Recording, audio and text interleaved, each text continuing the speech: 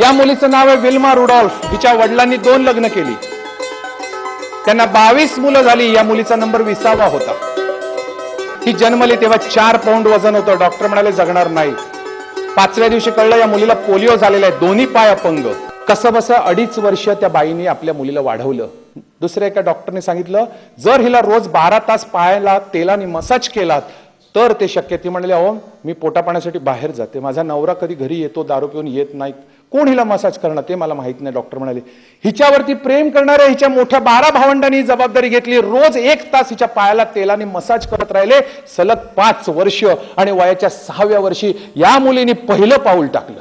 अपंग मुलगी, पोलिओ झालेली मुलगी वयाच्या 7व्या वर्षी रांगायला लागली. शाळेत जाणं तर दूर, ती खिडकीशी बसायची, मुली खेळताना दिसायच्या, पळताना दिसायच्या. तिच्या मनाला काय वाटत होतं, पण जबरदस्त असा आत्मविश्वास होता, मी चालीन. परमेश्वराची कृपा म्हणा किंवा भावंडांनी केलेला तेलाचा मसाज म्हणा, ती चालायला लागली. शाळेत नाव घातलं.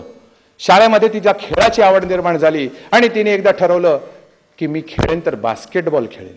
बास्केटबॉल खेळणाऱ्या एका प्रशिक्षकाला हिची आई जाऊन भेटली. म्हणाले की माझी मुलगी परमेश्वराच्या कृपेने चालायला लागली आहे, तिची इच्छा आहे म्हणून तुम्ही तिला बास्केटबॉल संघात घ्या. ते म्हणाले कसं शक्य, तिला आधी धावता तर यायला पाहिजे. बास्केटबॉल खेळ काय धावल्याशिवाय होत नाही, तिला धावायची प्रॅक्टिस व्हायला पाहिजे.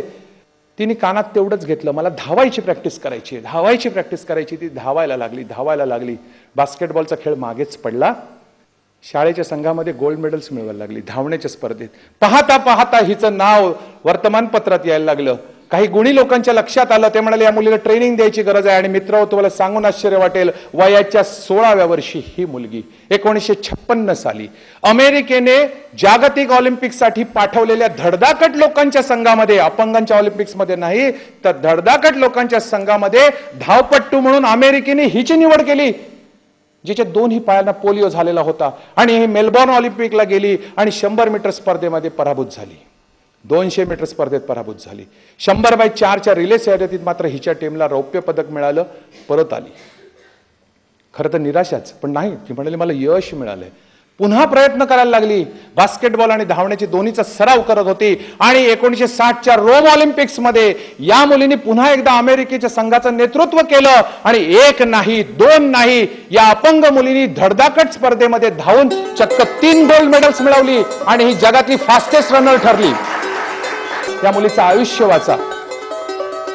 डॉक्टरने सांगितलं होतं जी मुलगी जगू शकणार नाही ती मुलगी अमेरिकेसारख्या देशाला, ज्या देशामध्ये धडधाकट असलेल्या लक्षावधी लोक खेळाडू असताना एक अपंग मुलगी धावण्याच्या स्पर्धेत भाग घेते आणि जगातल्या सगळ्या संघातल्या खेळाडूंना हरवून ही मुलगी 3 गोल्ड मेडल्स मिळवते.